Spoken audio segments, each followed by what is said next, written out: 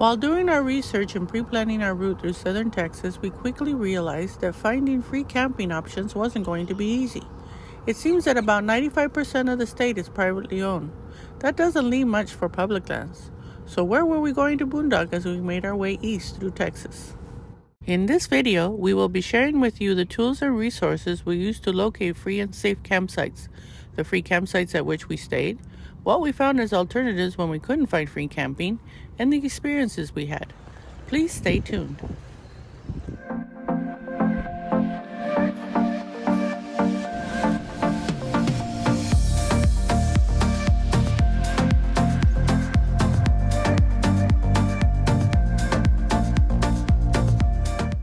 Let's start with apps. In today's world of technology, there are many apps out there, but the ones that we have been using are iOverlander, CAMPGROUND, Public Lands, National Park Service, National Forest Explorer, and last but not least, the Texas State Park app, which was an alternative, a backup, for when a free campsite was not an option available in our location at that time. iOverlander and CAMPGROUND are very similar apps. These applications rely on the input of other campers' finds and their experiences. This is how the database on these apps is built and updated. There are filters you can set to your personal preferences, maps noting the locations of campsites per your filter settings, location information, available amenities, reviews, photos, GPS coordinates, and even the signal strength for the major cell phone providers for each campsite or area. Public Lands is an app with several map layers identifying those lands administered by the U.S. federal government, such as the Bureau of Land Management, U.S. Forest Service, National Park Service, Army Corps of Engineers, and more. Talking with other fellow travelers, we learned about freecampsites.net, a website that's very similar to iOverlander with reviews, photos, GPS coordinates, and more. Using these apps and websites, we found the following free camping. South Padre Island Beach in South Padre Island. We arrived here late at night and made our entrance to the beach through beach access number 6, the county entrance, with no charge and no limit to the length of stay. It was our first beach camping experience and one we will remember.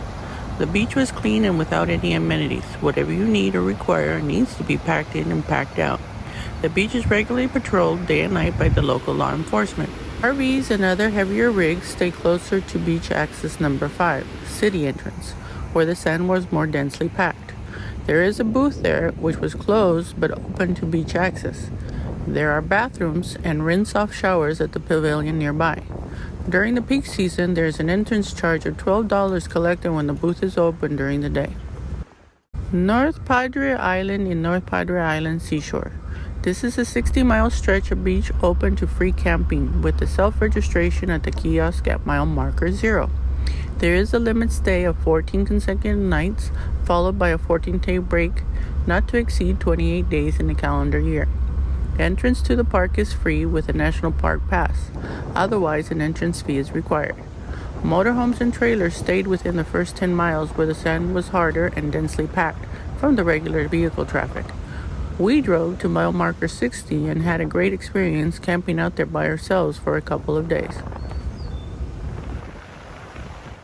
Magnolia Beach in Port Lavaca is a 1.5-mile stretch of hard-packed sand and crushed shell on the Matagorda Bay. Dry camping is allowed for a maximum of 15 days within a month's stay and at no cost. It's free. There are public bathrooms, cold showers, potable water, picnic areas, and casitas for the use of ground tents.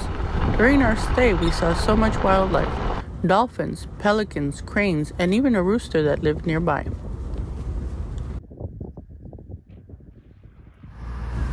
Fort ANAHUAC Park in ANAHUAC is a county park managed by the ANAHUAC Chambers County. There are gravel and grass campsites for dry camping with bathrooms and potable water available. A free permit is required for which you would call in advance, and then the permit is quickly emailed to you. The number is listed below in the description. This allows for a stay of 14 days within the 30-day period. This was a nice change of pace from the beach camping as the park had nice grass areas, trees, and even some historical markers and monuments. STOWELL County Park in WINNIE is another county park managed by the ANAHUAC Chambers County. There are grass campsites for dry camping with bathrooms and potable water available. A free permit is required for which you would call in advance. Then it is quickly emailed to you. The number is listed below in the description. There is a limit to 14-day stay within a 30-day period. Claiborne West Park in Vidor is a wooded recreation area managed by Orange County with campsites for primitive camping. There is a pavilion with picnic tables and many electric outlets for your use. We had an option to camp in a grassy wooded area, but it was very muddy and waterlogged after the rainstorms that had recently hit the area. We instead made camp in a large blacktop area used for motorhomes and other larger rigs that was close to the pavilion. There are bathrooms and potable water available. A donation of $3 is requested per stay with a limit of 3 days. Only cash or check are accepted. Reservations are recommended. Again, the phone number is in the description below. Gates are locked between 5 p.m. and 7 a.m. Another resource we learned about by talking to fellow campers was the LCRA, Lower Colorado River Authority. The website is lcra.org. The LCRA manages approximately 11,000 acres of parks that are located along the Lower Colorado River in Texas. These parks are listed and shown on a map on their website with links to all the parks that are available with free campsites. Using the LCRA website, we found Hollywood Bottom Park in El Campo. This small park is located along the Colorado River and has 4 campsites with a fire ring and picnic table for ground tents. There is plenty of parking space for motorhomes and larger rigs. There is also a beach area which can be used for ground tent camping. This campsite is free and limited to 5 consecutive days or no more than 10 days within any calendar month. National Park Service app lists the national parks, monuments, seashores, and other national sites. You can search for these national sites by list, map, or state search. A park preview is shown for each park selected with an option to explore the park further. Each park has further detailed options for what to see, things to do, where to stay, tour information, visitor center listings, amenities, hiking trail information, and more. The National Forest Explorer is the app of the U.S. Forest Service. You can search for national forests using the map or list features. In selecting a national forest, detailed information is provided, including camping availability and information. With the help of these apps, we found Pine Canyon 1, a primitive backcountry campsite in Big Bend National Park. The site costs $10 per day, 50% off with an annual pass. A reservation and backcountry permit is required in advance, which is done online. There are no amenities or facilities as this is a primitive campsite. A bear-proof trash box and a food locker are provided at the site. Entrance to the park is free with a National Park Pass, otherwise an entrance fee is required. There is a limit stay of 14 consecutive nights followed by a 14-day break not to exceed 28 days in a calendar year. We also found MALAQUITE Campground in Padre Island National Seashore, which has 48 designated camping sites on a first-come, first-served basis. There are restrooms, cold showers, and potable water with a dump station on site. The cost per day is $14, 50% off with an annual pass. Entrance to the park is free with a National Park Pass, otherwise an entrance fee is required. There is a limit stay of 14 consecutive nights followed by a 14-day break not to exceed 28 days in a calendar year. The Texas State Park app. This app allows you to search for a state park by name or location using the map features.